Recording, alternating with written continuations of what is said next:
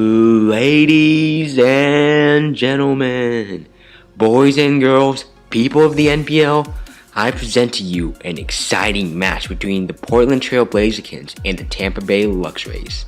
I am Andreas. I'll be hosting the game shown today. And now, the starting lineup for the Tampa Bay Luxrays. Standing at a minus 311, Sky Leonard, you ain't seen from it. It's the power forward, Good Boy. You won't get past this mon. He's blocking your way. At a height of 6'11 and hefty 460 kg, it's the shooting guard, Riz's mom. Potato, tomato. The center is bringing the heat. Look out. Speeding past the competition, brother of Good Doggo and height of 2'7 it's Gooder Doggo. Spitting acid, eating up hits for breakfast, the guard, Age Dragon. Fee, fi, fo, fun, boo. It's the Luxray Stars. This shooting guard is smashing. The coach of the Tampa Bay Luxrays is PokeMonotooi. And now, it's time. It's our boys, our player, our turf. Repping the Portland Trail Blazers. Here comes the starting lineup. It's the mascot of the Trail Blazers, that pesky cat sure to be everyone's favorite. It's Blaze the Trail Cat.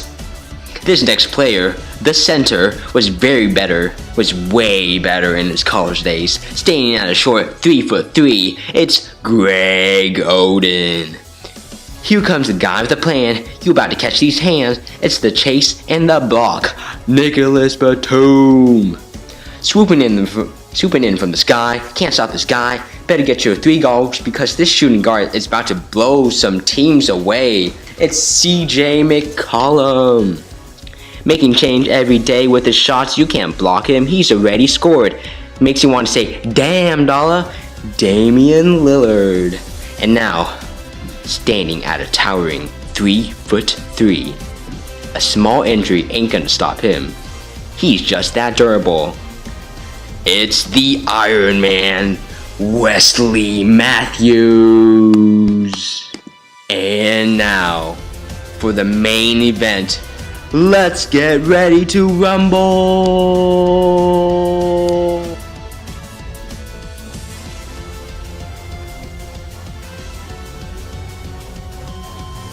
What's up, everybody? Hopefully you guys like my intro right there.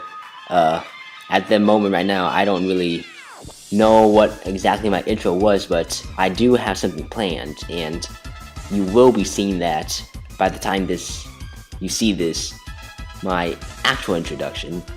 So yeah, it's week 4 against PokeMonotooi. This was a really scary match, and I'm really excited to show this match because it was a really fun match against an amazing player. Unfortunately, I kind of battled yesterday, so I didn't really take notes for this recording, but I was just so excited to record it that and this is just a match I've been excited to do in general. In fact, normally I do my matches around near the end of the week, but this time I did it basically in the middle or the beginning, a couple days earlier than I normally would, and that's just really nice.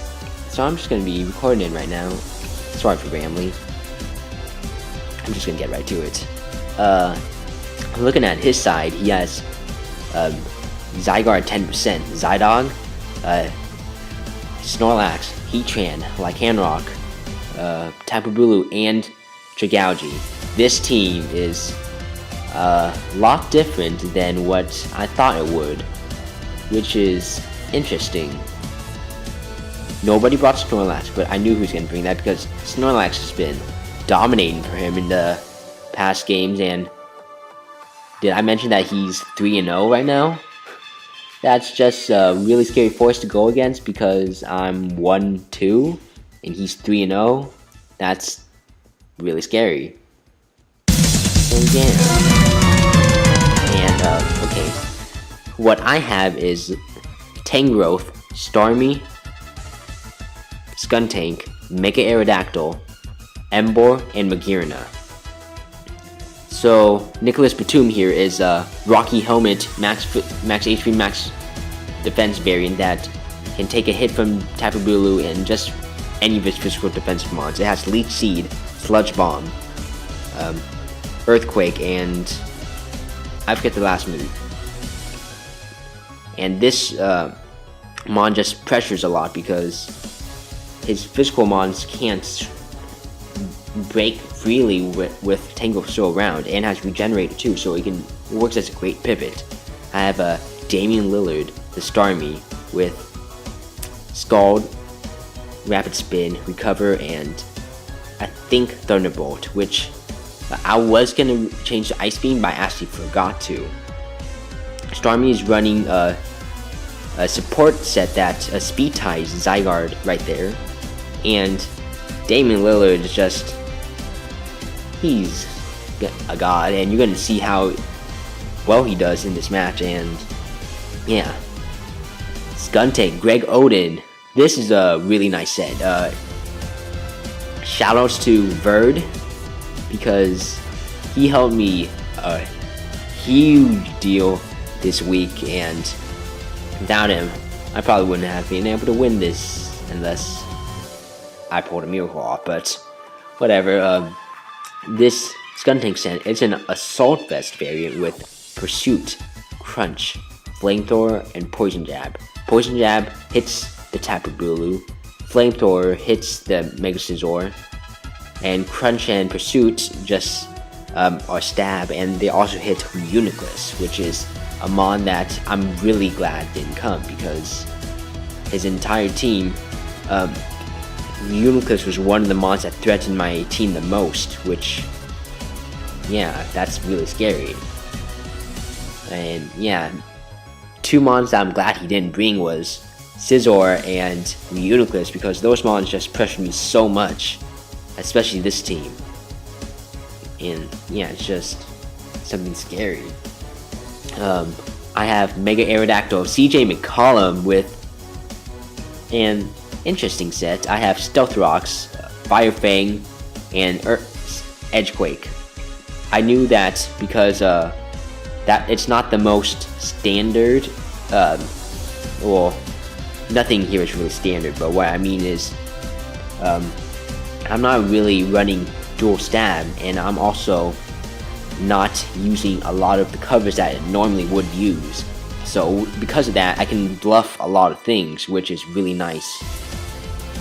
And right now, I know, because it can outspeed a lot of things, like it can outspeed Scarf Tran, but I actually didn't have it outspeed that because I knew I could just bluff that easily, which is why I made it Adamant with a whole bunch of HP investments that can live a Bullet Punch from a Mega Scizor, Outrage from Banded Zygarde. That's just really nice. And yeah, this Aerodactyl, CJ McCollum, is really nice.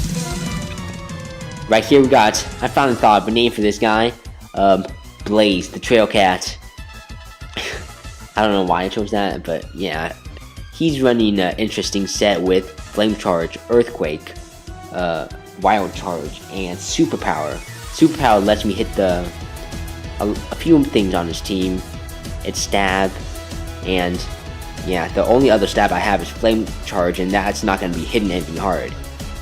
The reason why I didn't choose Flare Blitz is because it already hits Scizor hard, and against Tapu Bulu, if I could get a Flame Charge up, that it's not going to really matter, because Tapu Bulu, if I try to get a Flame Charge up, I'm not going to stay in if it has a whole bunch of health. So yeah, once I have the Flame Charge up, I could just win. Then Wesley Matthews is looking real nice because he didn't bring the Uniclus and he didn't bring the Scizor. And my set right here is, I have the Aura Sphere, the Dazzling Gleam, and I brought the Shift Gear Calm Mind again because he doesn't have much things to outspeed it, because his team is rather a slower team. Looking at his side, however, I could tell a few things from it. I know that that Lycan Rock is probably a lead. I'm thinking that's a Banded Blue, but I'm not really sure, to be honest. That's going to be a more bulky variant of Dragalge, but most Dragalge are bulky anyways, but it's going to be probably have enough attack to dent things in my team, but have enough bulk to live things for my team. And this Zygarde, I'm not really sure what it is, to be honest. It's either Choiced or it's Dragon Dance. If that Heatran is Scarf, then that means he's Dragon Dance, which, if he is, then Magearna just does really well right now. But I just got Scout, because the things that threaten Magearna the most is Snorlax, because it can get Earthquake, Fire Punch, and it's just really special defensive, and Zygarde, but that's Scarfed.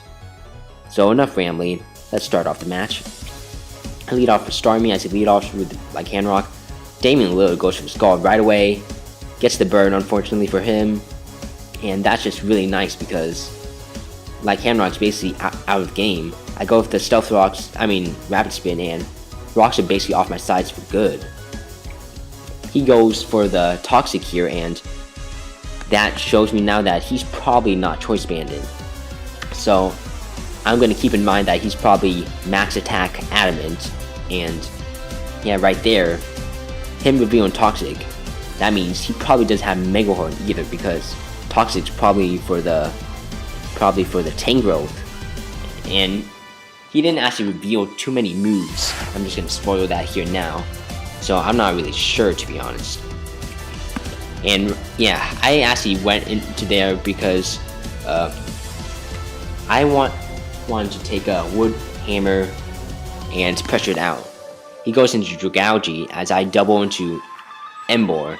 I go for the Earthquake as he goes for the Hidden Power Ground, and that was a bit of a risky play in case he had Hydro Pump, but the way things have been going, I just felt that he wouldn't go for the Hydro Pump, and he actually feels Hidden Power super effective.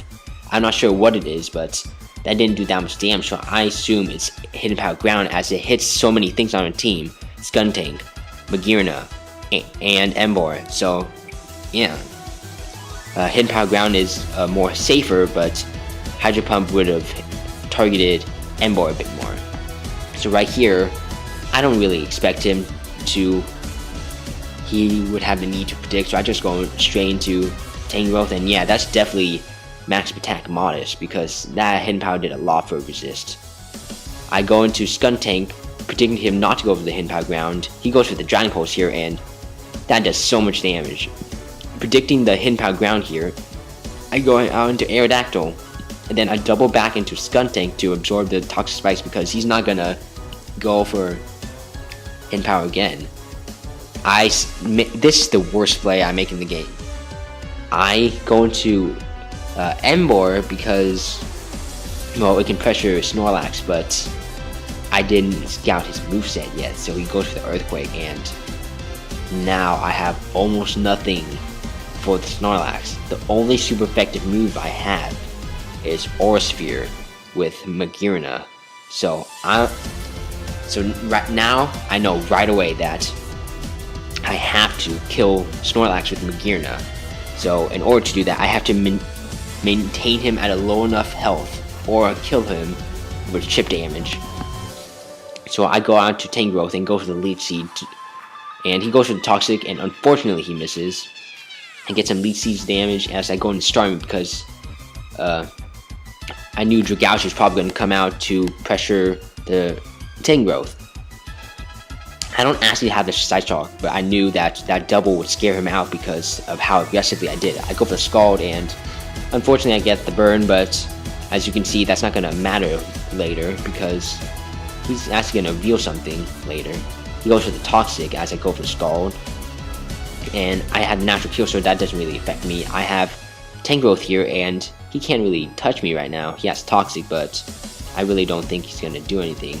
And he reveals the rest, and this is just really bad news right now, because now the only way I can kill Snorlax is if I weaken it, crit it with a physical move while it's a bit lower, and Magearna. So now I'm taking these notes, and it's not looking the best for me, but I'm scouting all his I have to scout all of his movesets in order for me to win. And he reveals Chester Bear, so that shows he's not Sleep Talk. So that's at least something. I go for the Scald, and Dragalge is now weak. So now he doesn't really have much things with Spadef besides Snorlax, so Magearna is just opening its way. I double from... I have to make a whole bunch of switches here. I go into Magearna because Magearna just came safely. And then I go... Uh-oh! Does anyone know what time it is? I know what time it is. It's time for the halftime report! In this intense game, it is 5-6 currently, and it's 26 turns in. There's only one kill. But that kill was really crucial because Snorlax now walls basically his entire team. What is he gonna do? What do you think, Paul? I don't know. So, yeah. I'm Andreas, and I'm just gonna say that Andrew needs to step up his game because he is really not performing he's not able to handle that Snorlax that well because he lost his Emboar. He better step up his game or else he's not gonna win.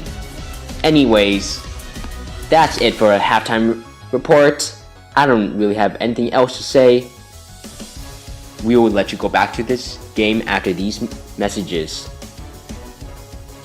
Go watch the NPL. Went into the Mega Aerodactyl because I knew he was going to go for the Hidden Power Ground, and I could have won right there actually, but I did not know his Heatran set, and if his Heatran is not Scarfed, then that means his Zygarde is most likely Scarfed, and if he's Scarfed, then I can't win with Magearna unless Zygarde's dead. So I really needed that thing gone. Then after going to Aerodactyl, I really didn't want Tangrowth or Starmie to get poisoned, even though Starmie has the natural cure. I just didn't want to deal with that, so I double into Skuntank to take the Toxic Spikes, and he goes into Snorlax, which is really nice for him. He goes with Earthquake because as I switch out, I go for the Scald and I burn him again, and yeah, he unfortunately misses the Toxic. I go out into the Skuntank, and this is just a really bad play on me because I was predicting Toxic, but he makes a nice play and predicts my Skuntank. He goes for the Earthquake again because he really doesn't have any reason to. He takes some more burn damage. I go for the Scald to get some chip damage and just weaken him up for later.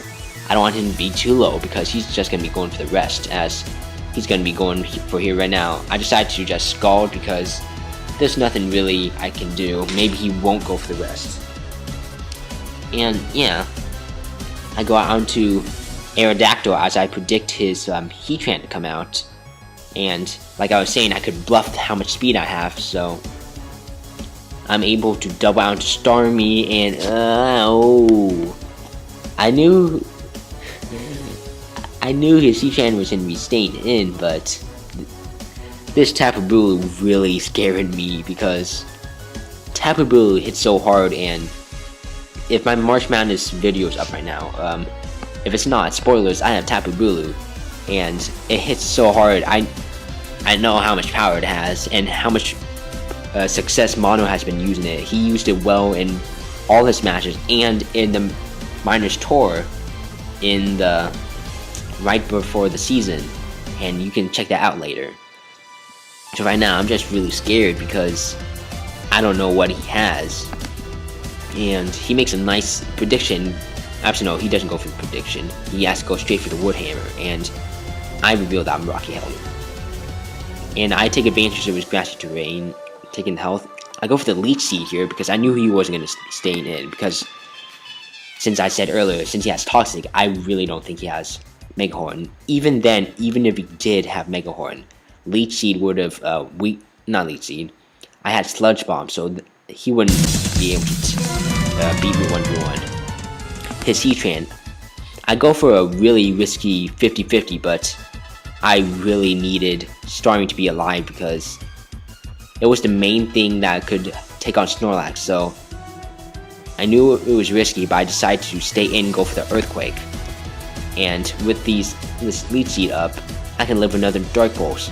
That definitely confirms he's offensive Heatran, and the way he switches out, I know he's Scarfed. So I know what I gotta do. His Snorlax is basically max health, so all I gotta do is get that down to a low enough health so that I can win. I go into Starmie, and he goes into Bulu again, and this is just another scary position. I go out into Tangrowth, and he goes for the Toxic. Really nice play on him. I go for the Sludge Bomb, predicting him to maybe stay in. Maybe he has to Mega Horn after all, but no. I go for the Leech Seed, and this is just really nice. He's at a low amount of health, and yeah.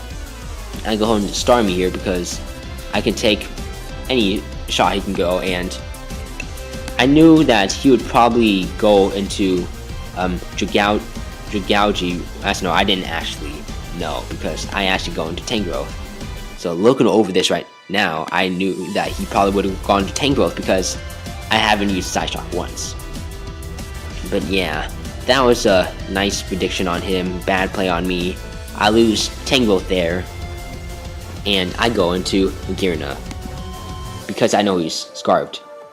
I really don't think that's gonna be a Sash or a Scarfed Zygarde. So I set up Calm Mind here. But my best play was probably going for the Shift Gear, because the reason why I went for the Calm Mind is because I could, if you switch straight out into Heatran, I could live Magma Storm with a +1, but if I had the Shift Gear, I could just set up on that. So right here goes for the Hidden Power, and I go for the Shift Gear because he's not going to stay in and let me set up. Unfortunately, well, not unfortunately, very nicely, I get a nice boost. Oh shoot! I need to go back to that turn. Whoops. He sacks like Canrock, and yeah, I get a +1 boost, and fortunately for him, I got Soul Heart, so it doesn't matter if I kill him, I still get the boost. But yeah, with this Snorlax right here, I could kill him with a +2, what's it called? A +2 Z Aura Sphere, and unfortunately I make a pretty bad play and go for another Calm Mind. But at least it allows me to kill without the Z move, but even then, I shouldn't have done that because that risked a crit, and basically, I kind of win from here because I'm at +5. This top blue isn't taking anything. He hasn't brought in Zygarde yet, so he's definitely not any Sash or Scarf variant. I just go for the Z move just to show it off, and he's dead. And Wesley Matthews taking 5 kills. You may say 6, but actually, in all actuality, Starmie took a kill with that burn. So, props to Starmie, and Wesley Matthews, the Iron Man, gets 5 kills. He makes a really clean sweep at the end, and I'm just really happy with how this turned out because I was really nervous, and if I took a big enough loss, I probably wasn't going to make it to playoffs because it's only 7-week season, and there can only be 3 people. 2 people who are probably going to go is Mono right here and Verd, who beat us week 1. And that's just something that scared me because that's 2 out of 3 slots that are most likely taken. And that leaves 1 slot left. So yeah, good game, Mono. That was a really intense match. It was a really fun match. If it wasn't fun for you, then sorry about, yeah, but I don't think you're the type of person, well, never mind, whatever. But yeah, next week we will be going against Tone and the main Frog Racers. See you guys then.